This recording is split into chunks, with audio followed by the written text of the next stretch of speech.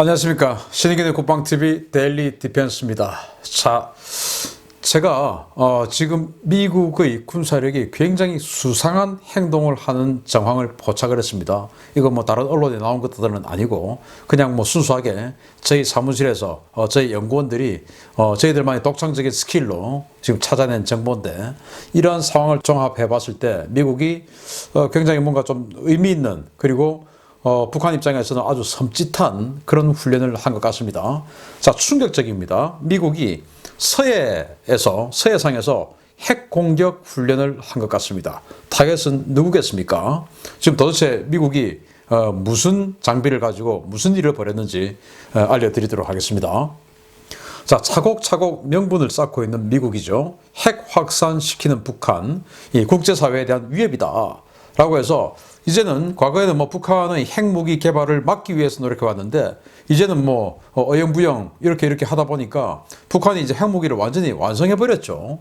그래서 북한이 핵무기를 완성한 것은 이제는 뭐 전 세계가 다 아는 주제의 사실이고, 이것은 우리 외교부 장관 후보자인 정의용 뭐 이런 사람들 정도만 뭐 아직 모르지 않느냐, 또 통일부 장관 뭐 이런 사람들만, 우리 대한민국 최고위층들만 아직 뭐 모른다, 눈을 안 봤지 않느냐, 이런 소리를 하고 있는 것이고, 그 외에 전 세계 모두는 북한이 핵무기를 가지고 있는 것으로 알고 있죠.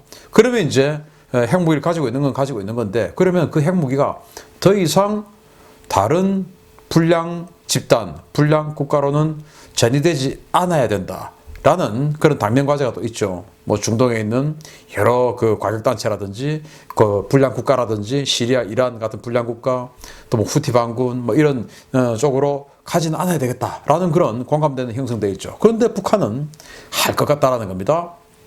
예를 들어서 유엔 안보리 상임이사국 5국가 외에 이스라엘, 파키스탄, 인도, 이 세 나라가 지금 핵무기를 가지고 있는 것으로 비공인 가지고 있죠. 그런데 뭐 인도가 다른 나라에 핵무기를 확산한다든지, 이스라엘은 뭐 자기네들이 핵무기를 가지고 있는 것조차도 지금 뭐 NCND 말 안 하고 있죠. 이스라엘 전이하지 않고, 파키스탄도 그러지 않죠. 그런데 이제 혹시나 이 북한이나 이란 같은 나라들은 전이할 수 있다. 그런데 아직 이란은 핵무기를 확실하게 개발하거나 가지고 있다라고 확신을 할 수 없는데, 북한은 뭐 누구나 다 알고 있는 사실이니까, 그래서 북한은 전이할 수 있다. 그러면 전이하기 전에 제거해야 되지 않느냐, 이런 공감대를 지금 미국은 만들고 있는 것 같습니다. 자, 2월 5일 날 미 국무부가 논평을 했었죠. 북한의 불법적인 핵과 탄도미사일 프로그램, 그리고 관련 고급 기술을 확산하려는 의지는 국제 평화와 안보에 심각한 위협이 되고 있고, 지구적인 비확산 레짐을 위태롭게 하고 있다. 이렇게 이제 미 국무부는 우려를 하고 있는 상황에서 미국의 전략사령관, 바로 핵무기를 다루는 전략사령관이 아주 의미심장한 기고문을 썼어요. 말로 한 게 아니고 글을 썼습니다.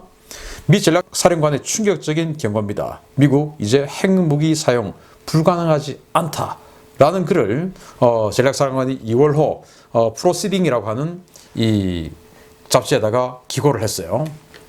자, 미 전략사령부는 핵 사용 가능성을 낮게 보고 있지만, 핵무장을 한 우리의 적들이 계속해서 역량을 키우고 국제적으로 영향력을 행사하는 상황에서 위기가 조성되었을 때 핵무기의 사용이 불가능하지 않다고 보고 있다라는 거예요. 자, 이게 이제 왜 이례적이다라고 제가 말씀을 드리냐 하면은, 뭐 잘 아시다시피 지금 이전 정부인 트럼프 행정부, 여기는 핵 사용 지침서, 정권마다 이제 만든 핵 사용 지침서, 핵태세 검토 보고서죠. 그 핵태세 검토 보고서를 가지고 핵무기 이제 쓸 수 있어야 되지 않느냐. 그냥 뭐 페이퍼상의 무기 이런 것들은 안 된다. 그래서 실제로 이제 핵무기 쓰는 그런 우리가 작전을 짜야 된다라고 핵태세 검토 보고서를 만들었고, 거기에 대해서 미 합참에서는 핵무기 사용 지침서를 만들었죠. 그래서 이러이러한 경우에, 예를 들어서 휴전 협정을 하고 있는 중에 공방이 벌어지고 있을 때, 휴전 협정에서 더 나은 위치를 해야 할 필요가 있을 때 핵무기 사용할 수 있다. 그리고 전선을 형성하고 있는데 우리가 밀리고 있을 때 핵무기 사용할 수 있다. 뭐 이런 그 여러 가지 상황에 따라서 이럴 때는 사용할 수 있다. 사용할 수 있다. 그 사용권도 현장 지휘관이 가져야 된다. 이런 쪽으로도 이제 미 합참은 그 핵무기 사용 지침서를 아예 만들었어요. 우리로 치면 교범이죠, 교범. FM에 그렇게 만드는 겁니다. 자, 그런데 그건 트럼프 정부 때의 일이었고 그 이전 정부의 오바마 정부는 오바마 전 대통령은 나는 핵무기 없는 세상을 만들 거야 라는 그런 이상주의적인 발언들을 했었죠. 뭐 그런 것 때문에 노벨 평화상을 받기도 했는데 아무튼 지금 현 정부는 오바마 정부의 연장성산이다. 시즌2다. 뭐 이렇게 보고 있는 분들이 많은데 그러면 이 정부도 바이든 정부도 핵무기에 대해서는 아주 부정적인 그런 인식을 가지고 있는 것이 아닐까. 그러면 트럼프 정부 때 만들었던 핵태세 검토 보고서라든지 그에 따른 합참의 핵무기 사용 지침서라든지 이런 것들은 폐기될 가능성이 높다라고 생각하는 측면이 있었는데 이번 바이든 행정부 들어와서 미국의 핵무기를 총괄하는 전략사령관이 잡지에 기고를 해서 이러고 이제 잡지가 발간되기 전에 전부 이 공보실에서 다 검토를 다 하거든요. 그래서 문제없다라고 하고는 발간을 한 내용이 위기가 조성되었을 때 핵무기 사용이 불가능하지 않다고 보고 있다. 사용한다 이겁니다. 그러면은 트럼프 때 만들었던 핵무기 사용 지침서 그대로 이 바이든 정부도 유지된다, 사용한다 이겁니다. 자, 이런 상황에서 이틀 후에 미 전략사령관이 그런 기고문을 쓴 이틀 후에 서태평양에 수상한 항공기가 나타났습니다. 저로서는 서태평양에서 처음 본 항공기였어요. 미 본토에서는 날아다니는 거 제가 항적 정보를 본 적이 있는데 서태평양, 즉 우리 대한민국 인근에서는 처음 보는 항공기가 왔습니다. 이 처음 보는 항공기가 미 본토에서 날아와서 오키나와 인근 동방 100km 상공에서 ADS-B를 켰어요. 그리고는 자신의 위치를 공개를 했는데 그때의 고도가 10,000피트 정도 됐어요. 원래 이 비행기는 한 30,000피트에서 주로 움직이는데 30,000에서 40,000피트. 그런데 10,000피트까지 내려와서 자신의 위치를 켰다. 이거는 공중급유를 받는다 라고 해석을 할 수 있죠. 자, 이렇게 됐는데 그럼 도대체 제가 말씀드리는 이 수상한 항공기는 뭐냐? 바로 미국의 세컨드 스트라이크의 상징이죠. E-6B 머큐리라고 하는 대형 항공기입니다. 머큐리. 이 E-6B는 바로 핵무기를 사용할 때 특히 잠수함에 있는 핵무기 SLBM이죠. 그 SLBM을 사용할 수 있도록 명령을 내리는 전용 항공기입니다. 자, 이거 한번 보겠는데요. 미 해군 소속이지만 전략군에서 작전 통제하는 핵전쟁 공중지휘 통신 중객입니다. 최장 8km에 달하는 거대한 초장파 주파수를 사용해서 수중의 전략원잠에 핵공격 명령을 송신하며 지상의 ICBM 그리고 핵폭격기에 대한 핵무기 활성화 코드 송신 임무를 수행합니다. 둠스데이, E4 같은 둠스데이 같은 경우도 전쟁을 지휘하죠. 핵전쟁을 지휘하는데 여기는 이제 대통령이 타거나 그렇게 하죠. 그런데 이 둠스데이는 전체적으로 지휘를 하는데요. 이 머큐리 같은 경우는 E6죠. 머큐리는 지휘도 하고 통신 중계도 합니다. 그래서 둠스데이에서 야 때려, 핵무기로 때려 라고 하면은 그 둠스데이가 직접 SLBM이나 뭐 ICBM 기지나 이런 데다가 명령을 직접 내리는 게 아니고 그 때려 라고 하면 이 E6B가 딱 그 명령을 받아서 자신의 인근에 있는 ICBM 뭐 또는 이 핵폭격기 이런 것들에게 명령을 내리기도 하고 그리고 이 뒤에서 로프가 나와요. 로프가 나오는데 이게 뭐 그 수중에는 잠수함이 끌고 다니는 타스처럼 굉장히 긴 안테나입니다. 그게 무려 8km에 달하는 로프가 나와요. 이게 전부 안테나예요. 여기에서 이제 아주 초장파를 쏘아내는데 이 초장파를 가지고 잠수함이 잔망경심도까지 올라와서 명령을 수신합니다. 그 명령에 보면 이 핵무기를 활성화할 수 있는 비밀 코드를 집어넣어 주죠. 그리고 타겟의 좌표까지 이렇게 이제 전송을 하는데 그러니까 잠수함은 물속에 들어가 있으니까 도대체 뭐 물 밖에서 무슨 일이 벌어지고 있는지 모르죠. 그래서 또 잠수함이 어디 있는지 적도 모르고 나도 잘 몰라야 돼요. 그래서 뭐 우리 아군기가 우리 잠수함이 어디 있는지 확실하게 안다면 그럼 뭐 그 상공에 가서 뭔가 알려주면 될 텐데 어디 있는지 내가 알면 적도 알 가능성이 있죠. 그래서 어디 있는지 모르지만 이 인근에 있는 나의 잠수함이 들어라 해가지고 우리만 아는 주파수로 극초장파를 내보내는 겁니다. 예를 들어 단파를 내보내면 한 군데만 이렇게 가지만 극초장파니까 아주 광범위하게 가죠. 그러면 이제 잠수함이 전방경심도로 안테나를 요만큼 내놓으면 딱 수신을 합니다. 자, 북한 지역의 좌표, 북위 몇, 동격 몇, 그리고 이 핵무기를 활성화할 수 있는 비밀 코드는 뭐뭐뭐뭐 이렇게 딱 수신을 합니다. 그러면 이제 함장이 그걸 받고 핵무기를 세팅해서 발사를 하는 겁니다. 그리고 이제 그게 잠수함이 아니라면 무선으로 ICBM 기지나 또는 이 핵폭격기나 이런 데는 무선으로 하면 되고, 잠수함은 물속에 있으니까 극초장파를 이용해서 잠수함까지 SLBM까지 통제하는 그 무기예요. 이게 미 본토 상공에서는 가끔 움직입니다. 그리고 이 머큐리 이 비행기는 아주 보안을 요하기 때문에 해외 전개를 하지 않아요. 반드시 미 본토에 대기하고 있다가 핵전쟁을 해야 되겠다, SLBM을 잠수함 발사 핵무기를 움직여야 되겠다라고 하면 그때 이제 날아옵니다. 72시간을 채공할 수 있어요. 물론 공중급여를 받은 상태에서.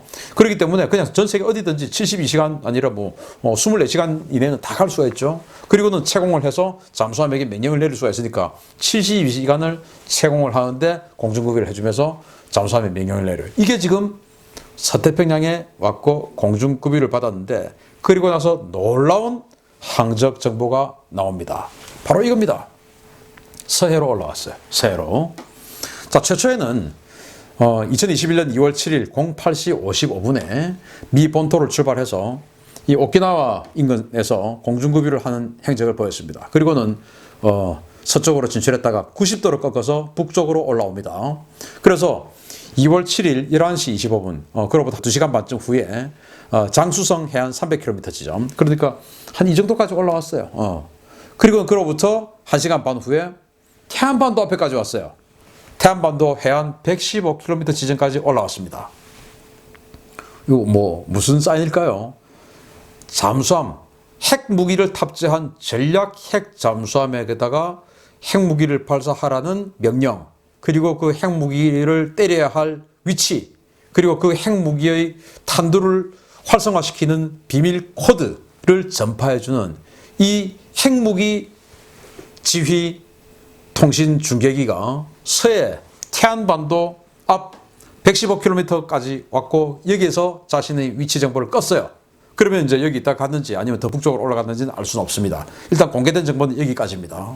자, 그러면은 제가 이 일에 아주 오랫동안 지금 종사하고 있고 정보를 분석하고 있고 한 제가 처음으로 우리 서태평양에서 이걸 봤을 정도면 너무나 이례적이다는 말 아니겠습니까?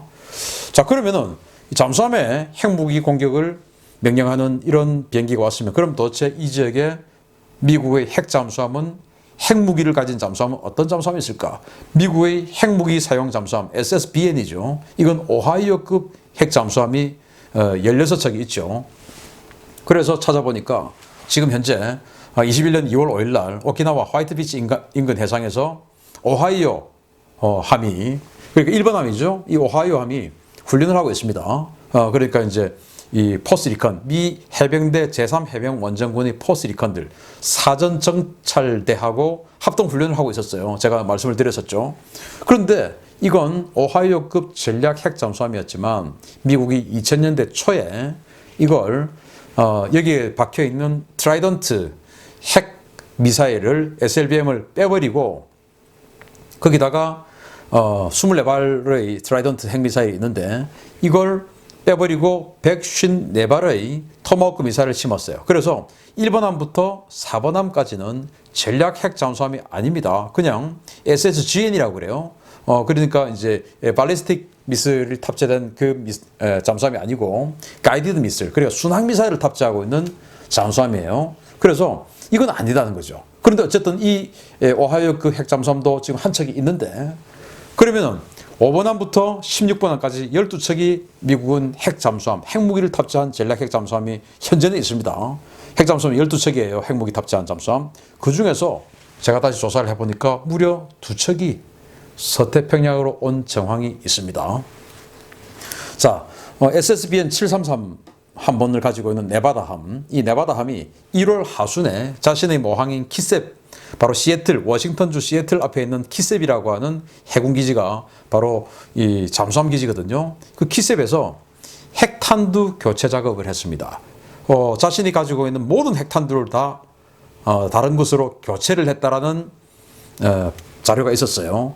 그렇게 교체를 하고 1월 말에 출항을 했습니다. 그리고는 태평양 전략 초계 임무를 수행 중이다 라는 그런 SNS를 제가 봤어요. 그러니까 이 네바다함이 이 서태평양 인근에 와 있을 가능성이 아주 높습니다.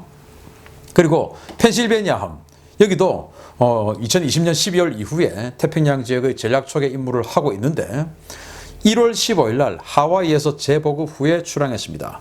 그래서 키셉에서 보급을 한다면 이건 그 동태평양, 그러니까 하와이를 중심으로 태평양의 동쪽에서 작전하는 것이고, 하와이에서 보급을 한다는 것은 서태평양에서 작전한다는 겁니다. 그러니까 1월 15일 날 지금으로부터 20여일 전에 하와이에서 보급을 받고 출항을 해서 태평양 전략초계 임무를 하고 있다라고 되어 있으니까 이 펜실베니아함, 이 SSBN 트라이던트 미사일 24발이죠. 이걸 가지고 있는 핵잠수함이 지금 우리 한반도 인근에 와 있을 가능성이 아주 높다. 왜냐? E-6B가 SLBM을 발사하도록 위치, 명령, 그리고 핵무기, 핵탄두 활성화 코드 이런 것들을 전송해주는 E-6B가 지금 태안반도 앞에 왔으니까 당연히 이 중에 한 대, 최소 한 대, 아니면 두 척 전부 다 와 있을 가능성이 아주 높다라는 것입니다. 그러면 이제 이 펜실베니아나 네바다 같은 경우에